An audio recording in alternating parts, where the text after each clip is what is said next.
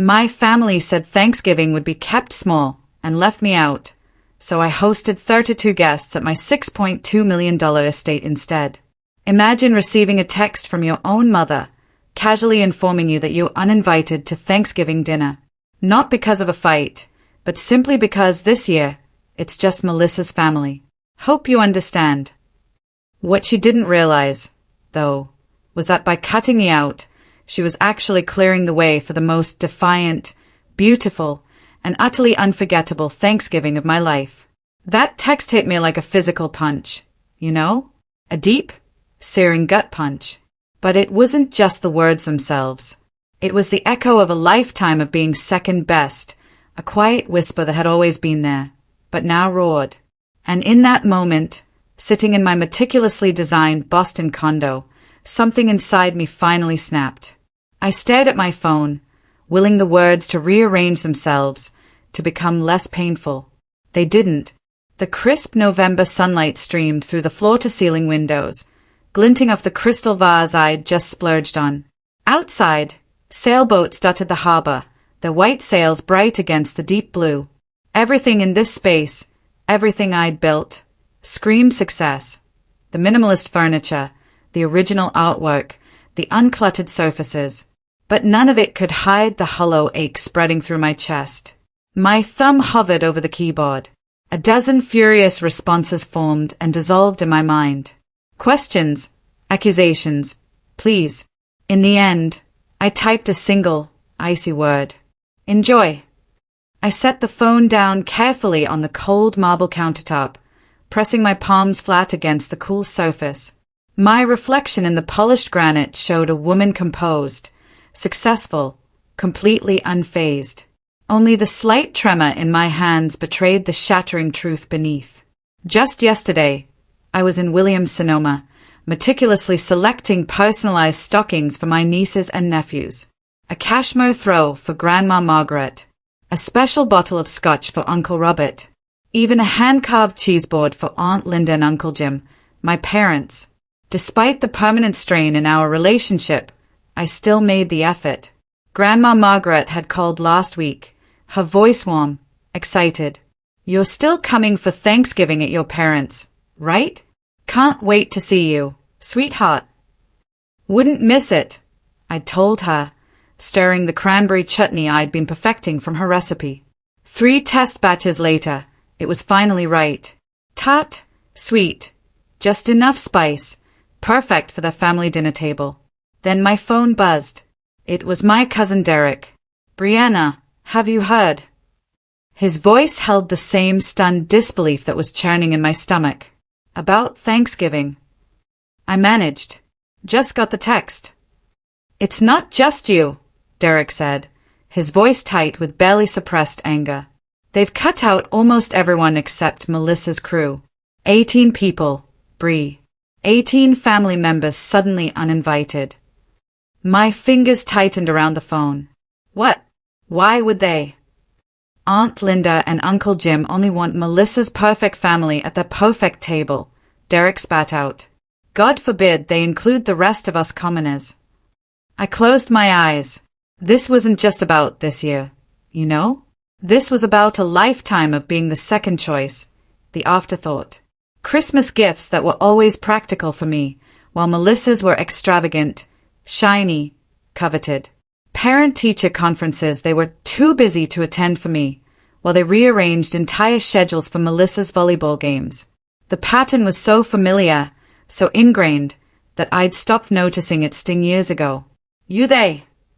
Derek asked, pulling me back. Yeah, just processing. He went on about maybe trying to gather at Grandma's, but her place was too small for everyone. I moved to the window, watching the late autumn light play across the water. For a moment, I saw myself as others might, successful, independent, unaffected by family drama. The hot girl inside me wanted to retreat, lick her wounds in private, pretend it didn't matter. But then something shifted. The sunlight caught on the harbor water, momentarily blinding me with its brilliance. When my vision cleared, my reflection in the glass showed something different. A straightening of my shoulders, a lifting of my chin, The hurt remained, yes, but beside it, something stronger was igniting. I reached for my phone again, scrolling through contacts until I found the number. Chef Martin, I began, my voice growing firmer with each word. It's Brianna Campbell. I'd like to host Thanksgiving dinner for 32 people at my New Hampshire estate. There was surprise in his voice, but also respect. That's quite an undertaking on short notice, Miss Campbell. I'm aware, I said, my gaze drifting back to the text message still open on my screen. But I believe it's time for a new tradition.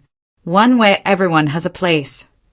As I hung up, a strange calm settled over me. They'd made their choice, cutting me from their table without a second thought. Now I was making mine, and I suspected they'd regret theirs sooner than they thought. Later that day, the Boston skyline glittered against the darkening November sky as I unlocked the climate-controlled storage unit. Inside waited a decade of memories, kept at arm's length, preserved but untouched, like artifacts from another life. I pulled the string on the overhead light. The fluorescent bulb flickered twice, then cast harsh shadows across cardboard boxes labeled in my precise handwriting, high school, college, family photos. My fingers hovered over the last box. Part of me screamed to turn around, to go back to my condo, to pretend the text message never happened. But another part, the one that had just called Chef Martin, pushed me forward. The cardboard flaps opened with a soft whisper of dust. The first album lay on top, its leather cover cracked with age. I settled onto the concrete floor, crossing my legs like I did as a child, and began turning pages. Every single photo told the same story. Melissa, centered in the frame, beaming, my parents positioned protectively around her. And me, always slightly offset, as if the photographer couldn't quite fit me properly into the family portrait. In some, I was partially cropped out, a shoulder or part of my face missing. You moved right when I clicked, my mother would always explain when I pointed out. After a while, I just stopped mentioning it. I turned to the Christmas morning series from 1995. Melissa, radiant with joy, unwrapping the deluxe art set she'd been coveting. 2 pages later, a single photo of me holding up a practical winter coat, my smile tight and practiced. I remembered that morning with perfect clarity, how I desperately hoped for the telescope I'd circled in catalogs for months. How I'd pretended the disappointment didn't cut me to the core. Deeper in the box, I found my MIT acceptance letter, still in its original envelope. The paper was crumpled, smoothed flat again afterwards. The memory rushed back, running into the kitchen, letter clutched in my hand, interrupting my father's morning coffee. I got in, I'd announced, unable to contain my excitement. Full admission to MIT's computer science program. My father had glanced up, then returned to his newspaper. Computer science. What kind of real career is that for a girl? My mother had squeezed my shoulder. We just worry about you, honey. Melissa's teaching degree will always be practical. I traced my finger over the MIT emblem, remembering how I'd folded the letter back into its envelope, tucked it into my pocket, and walked to the park alone to cry where they couldn't see. Next came a stack of pay stubs from the 3 jobs I worked through college. Campus cafeteria mornings, library afternoons, coding freelance into the night. My parents had refused to help with tuition, claiming they couldn't afford it. Yet 6 months later, they refinanced their house to pay for Melissa's extravagant wedding. I found out when my father mentioned the new mortgage payment during a rare Sunday dinner call. Worth every penny, he'd said proudly. Every father dreams of giving his daughter her perfect day. I was their daughter, too. The thought still burned, even now. A wrinkled bank loan application emerged from between faded notebooks. My sophomore year, a desperate attempt to secure financing when scholarship funds fell short. The loan officer had been apologetic. Without a co-signer with stronger credit, I just can't approve this amount. When I'd asked my parents, my mother had clicked her tongue against her teeth. Borrowing money is irresponsible, Brianna. Maybe you should take a semester off. Work more hours. I never took a semester off. I just worked until exhaustion became my normal state. My phone buzzed, startling me. Grandma Margaret's name flashed on the screen. I just heard, she said when I answered, her voice tight with anger. Linda told me they're keeping Thanksgiving small this year. What she didn't say was that they're cutting out half the family to do it. It's fine, I said automatically, the response worn smooth through years of use. It is not fine. Grandma Margaret snapped. I know what they did. It's been happening your whole life. I should have said something years ago. Her words hit me like a physical pressure against my chest. The validation I never expected, never even knew I craved. I am hosting instead, I told her, surprised by the steadiness in my voice. At the New Hampshire place. Everyone's invited. The house you bought last year, the one they never visited, even though you invited them for Memorial Day. That's the one. There was a pause. Then Grandma Margaret's voice softened. I'll be there with bells on, sweetheart. And I'll make sure everyone knows you're the one who saved Thanksgiving. After we hung up, my phone pinged with text messages. Derek had been rallying the troops, cousins, aunts, uncles, all responding with enthusiastic RSVPs. My executive assistant, Olivia, had already arranged transportation for elderly relatives who couldn't drive the distance. Chef Martin had sent a proposed menu that honored our family traditions while elevating them to something truly special. I packed the memories away, sealing the box with more care than it probably deserved.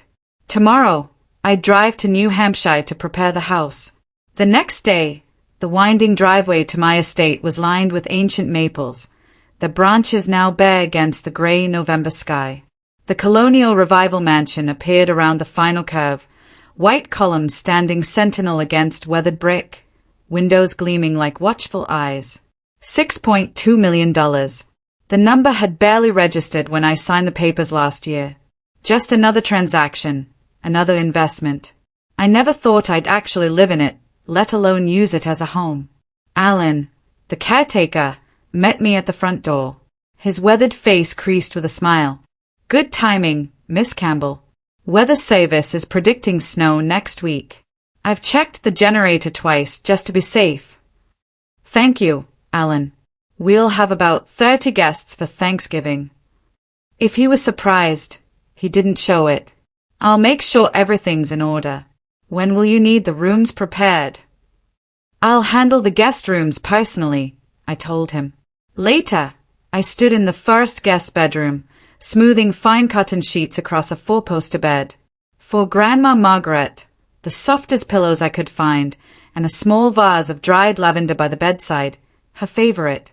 For Uncle Robert and Aunt Sarah, matching quilts I'd commissioned from an artisan in Vermont. For the children, baskets of toys and books selected for each age group. I unwrapped a small package, 32 personalized place cards for the dining table, each hand calligraphed. I ran my finger over the raised ink of my own name, wondering where I would have been seated at my parents' table. Probably the far end, if I had been seated at all. Standing in the grand dining room with its 15-foot ceiling and wall of windows overlooking the property's pond, I imagined voices filling the space.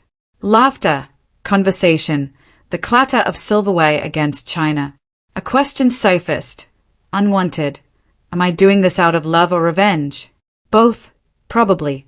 The thought should have troubled me more than it did. I placed my own card at the head of the table and stepped back, surveying the room. For a moment, I saw it through my mother's eyes. The tasteful luxury, the understated wealth, the careful planning. Let them see what their second-best daughter has built. Let them wonder what else they missed while they were busy looking the other way. I glanced at my phone for the 5th time in an hour. My mother's latest text glowed accusingly on the screen. You're embarrassing the family with this spectacle. People are talking. The irony nearly made me laugh out loud. After excluding me from their table without a second thought, now they worried about appearances? I set my phone down next to the hand-carved place cards I'd been labeling. Alan appeared in the doorway of the dining room, his weathered face carrying concern beneath his usual stoic expression. Miss Campbell, Weather service is reporting a possible storm system moving in this afternoon. How severe? I asked, continuing to arrange the place settings. Enough to worry about. I've checked the generator twice, but with 30-some people here. He left the rest unsaid. I nodded, making a mental note to have extra blankets placed in each room. Thank you, Alan. Let's hope it passes us by. When he left, I opened my social media app, against my better judgment. Melissa's latest post appeared at the top of my feed, so blessed to celebrate with true family this year, the ones who matter most. #real Thanksgiving #family first. The comments overflowed with heart emojis from her in-laws and neighborhood friends. None mentioned the 18 family members suddenly deemed unworthy of inclusion. My voicemail icon blinked. My father's voice filled my ear. The familiar, condescending tone that always made me feel small. Brianna, your mother, and I think you're being dramatic. If you wanted to host your own dinner, you could have discussed it with us instead of. I deleted the message before he could finish. The same father who forgot to attend my college graduation didn't get to lecture me on family communication. Derek called minutes later, his voice tight. You should know, they're calling everyone, trying to convince people not to come to your place, saying you're just showing off. People canceling? I asked, sudden dread clutching at my throat. The opposite. Everyone's more determined than ever. Grandma Margaret told Aunt Linda to pound sand. The mental image of my 82-year-old grandmother using those exact words brought the first genuine smile to my face in days. I wandered into my home office, fingers trailing along the polished mahogany desk. 5 years ago, this space was a tiny corner in my studio apartment, barely enough room for a laptop and a cup of coffee. I worked 16-hour days building CyberCore's security protocol while everyone, from venture capitalists to my own father, told me I was wasting my time. The cybersecurity market is saturated, he'd said when I tried explaining my business model over Christmas dinner. You should get a real job before you end up bankrupt. He'd then turned to Melissa, proudly announcing her promotion to assistant manager at the department store where she'd worked part-time for 3 months. I remembered the night everything changed. 3 years into building the company, surviving on ramen and pure determination, my phone rang at 2 a.m. A major client system had detected an intrusion attempt that would have cost them millions. My protocol had caught what every other security layer had missed. Within a week, we had 4 new contracts. Within a year, acquisition offers started pouring in. The day I signed the final papers selling CyberCore for $420 million, I called my parents. My mother answered, talked about Melissa's twins for 15 minutes, then said she needed to go before I could even share my news. Now I stood in a home worth more than everything they owned combined, preparing to host the family they decided wasn't worth their time. The first flakes of snow began to fall as the earliest guests arrived. Cousin Rachel and her husband pulled up in their sensible sedan, 3 children tumbling out with shouts of excitement at the sight of the estate. Is this a castle? 7-year-old Emma asked, eyes wide with wonder.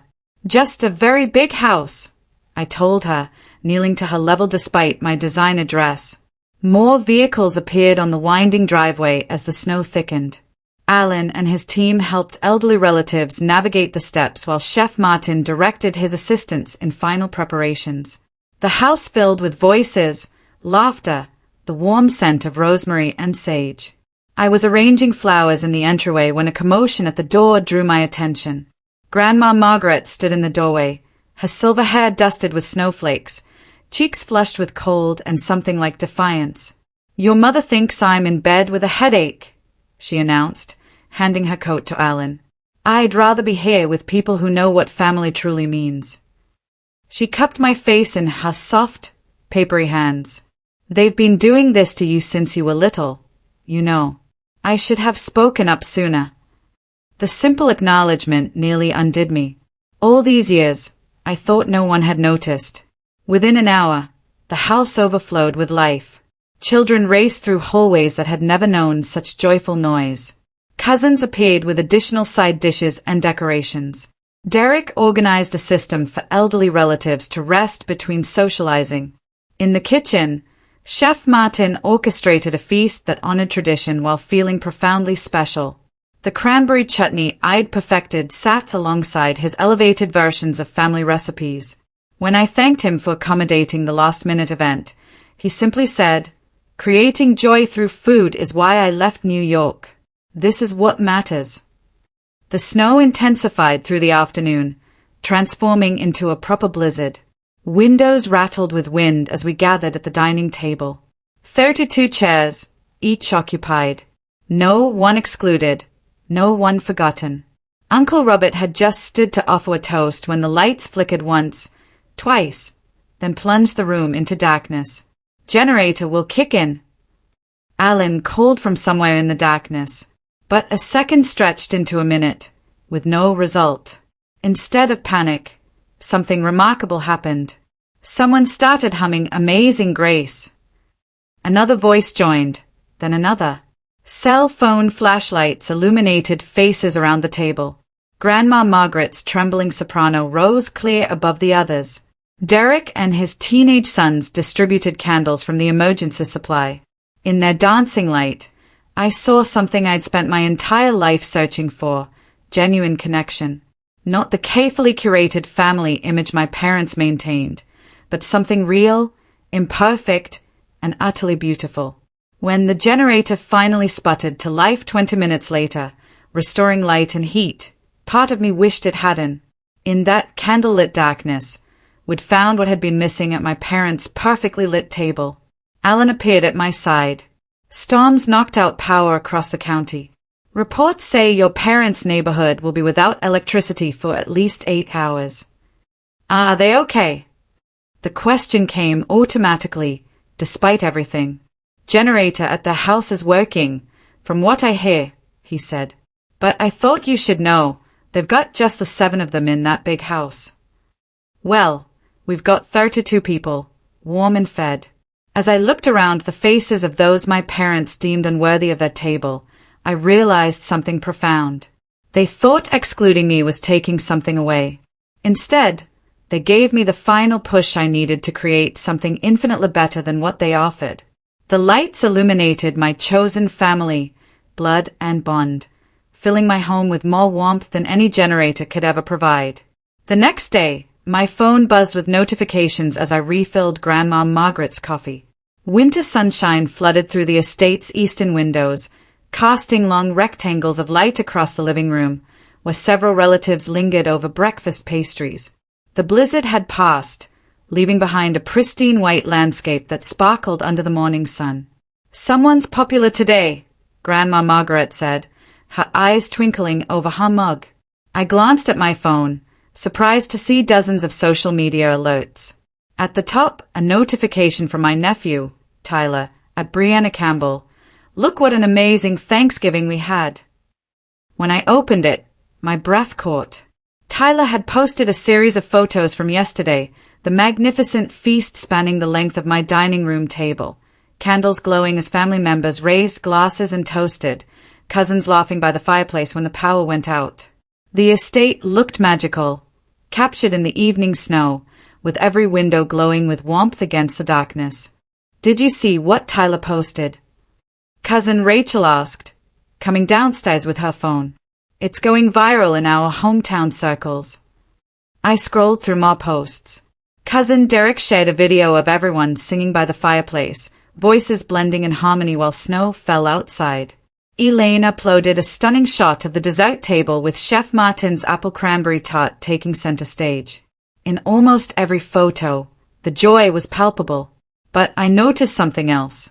"You're barely in any of these," Rachel observed, looking over my shoulder. I nodded. I didn't need to be. The gathering speaks for itself. My phone rang. Rachel's eyebrows lifted as she glimpsed the screen. "Melissa's husband," she whispered before discreetly stepping away. "Hello, Robert," I answered, moving toward the kitchen. "Brianna," his voice sounded strained. "I just wanted to say, yesterday looked nice." "It was," I replied simply. He cleared his throat. I accidentally tagged your parents in a comment on Tyler's post. Melissa's pretty upset. Understanding dawned. I see. Your mom called this morning 5 times. He paused. People are asking questions. After we hung up, I returned to my social media feed. The situation became immediately clear. Robert's innocent comment, looks amazing. Wish we could have been there. Had tagged my parents, allowing their friends to discover the other Thanksgiving they knew nothing about. Within hours, the posts had spread beyond family. My parents' neighbors had commented with surprise.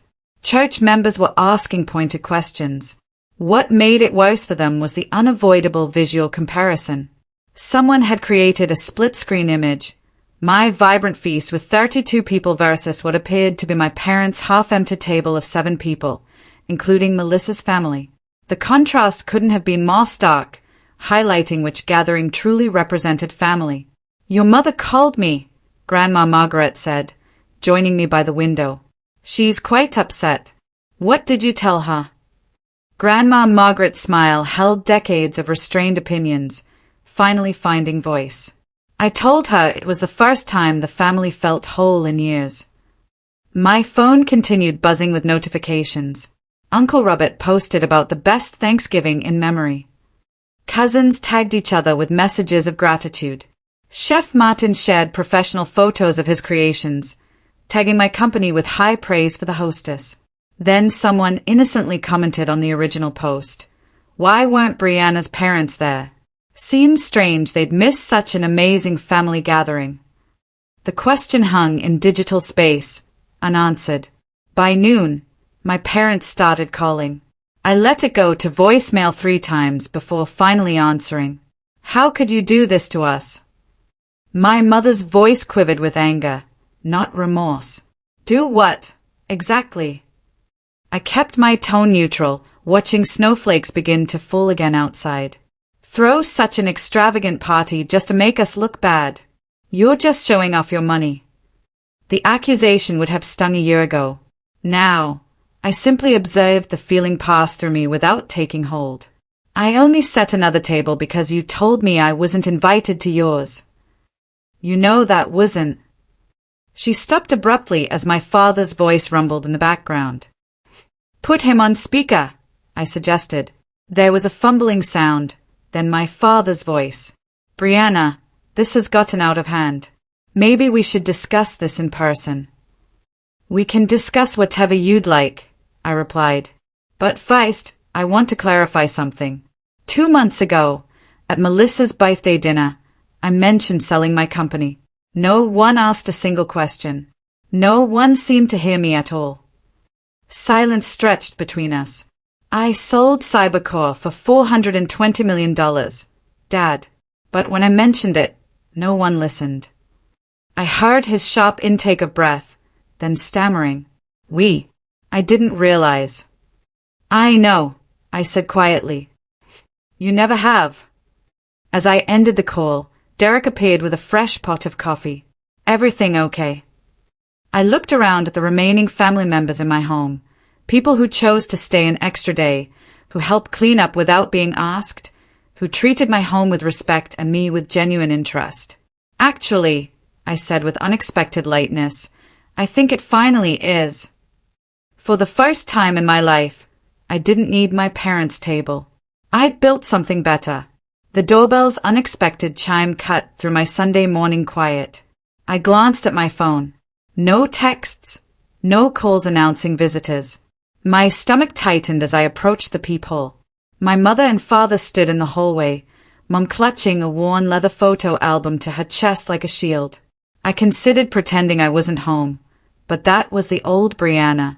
The woman who sold her tech company for hundreds of millions didn't hide anymore.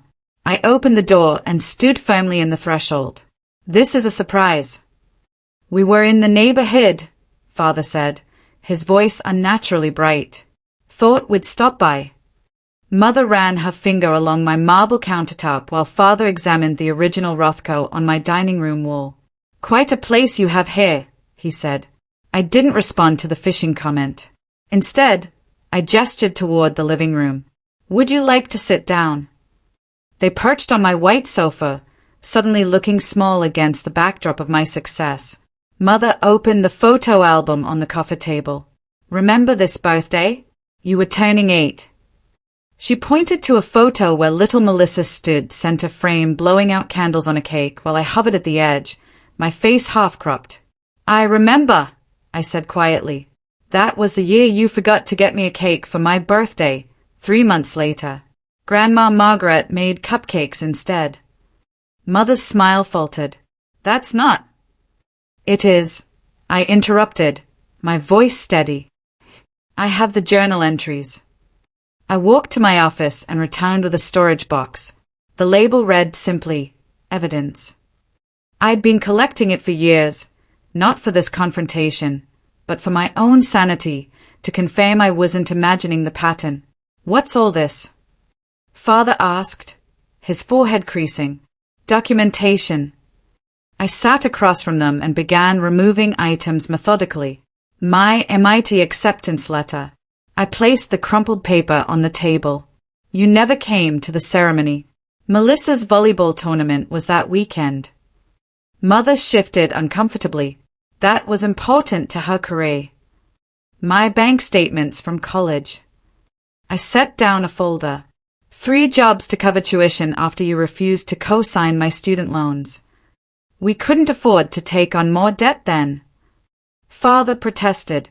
The same year you refinanced the house for Melissa's wedding. I kept my voice factual, not accusatory.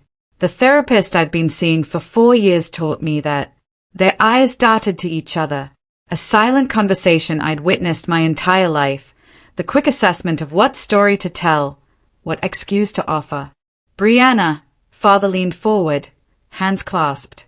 We should start fresh. The past is the past. We're family, Mother added, reaching for my hand. I didn't extend mine. Father cleared his throat. Actually, we've been talking. We know you've done well for yourself now. His voice dropped to what he probably thought was a confidential tone. If you ever need any financial advice, I have a friend who specializes in high net worth individuals. It was the real reason for their visit. I have a team of financial advisors, but thank you. I folded my hands in my lap. I don't need your approval anymore, but I do require your respect. Mother's face flushed. We've always respected you. I pulled out a small journal with a faded unicorn cover. August 12, 1998. Mom said my science fair project was showing off. Melissa got a new dress for looking pretty at picture day. I flipped pages. November 30th, 2001. Dad laughed when I said I wanted to learn programming. Said computers are for boys who can't play sports. The silence that followed felt weighted with 3 decades of small cruelties. My phone rang, startling all of us. Melissa's name flashed on the screen. The timing was so perfect it almost seemed staged, though I knew it wasn't. It's your sister, I said, answering and putting it on speaker without warning. Hi, Melissa. I'm with Mom and Dad right now. A pause. Oh, they're there. Her voice sounded strange, hesitant. They brought photo albums. I kept my tone neutral. Brianna, Melissa said suddenly, I need to tell you something. I've been thinking since Thanksgiving. She took an audible breath. I've always been jealous. You're smarter, braver, freer. Being the perfect daughter was just how I hid my fear of losing. My mother's gasp was sharp, her hand covering her mouth. What are you talking about? Father demanded, leaning toward the phone. You know exactly what I'm talking about. Melissa said, her voice gaining strength. You've pitted us against each other our whole lives. I got attention for being compliant. Brianna got punishment for being exceptional. The doorbell rang again. This time I knew who it was before opening the door. Grandma Margaret stood in the hallway, her silver hair swept into its usual neat bun, her eyes clear with purpose. I followed them, she said without preamble, walking past me. She stopped when she saw my parents on the sofa, the evidence box between them. Good. You're finally having this conversation. Mother, this isn't your concern. My mother started. I've watched this happen for decades, and I won't be silent anymore. Grandma's voice carried the quiet authority of someone who had chosen her moment carefully. Every time Brianna achieved something extraordinary, you found a way to diminish it. Every time she needed support, you were conspicuously absent. But we gave both our daughters everything. Father protested, standing. No. 3 voices said in unison. Mine, Grandma's, and Melissa's over the phone. I watched as something finally broke in my mother's carefully maintained facade. Her shoulders slumped, and tears, not the manipulative ones I'd seen before when she wanted something, but real tears, slid down her cheeks. I didn't realize, she whispered. I didn't see. It wasn't an apology. Not yet. But it was the first crack in a wall that had stood between us my entire life. I didn't rush to comfort her. That girl was gone. Instead, I sat tall, surrounded by my chosen support system. Grandma physically present, Melissa surprisingly allied from afar. Now you do, I said simply. So what happens next is your choice. Snow drifted against the windows of my New Hampshire estate, transforming the landscape into a winter wonderland. Christmas lights twinkled along the eaves, reflecting off the pristine white blanket covering the 40 acres. Inside, fires crackled in 3 different hearths, while the scent of pine and cinnamon filled the air. A month had passed since Thanksgiving. A month of cautious text messages, tentative phone calls, and one tearful coffee with my sister. Now I watched through the bay window as 2 cars pulled into the circular drive.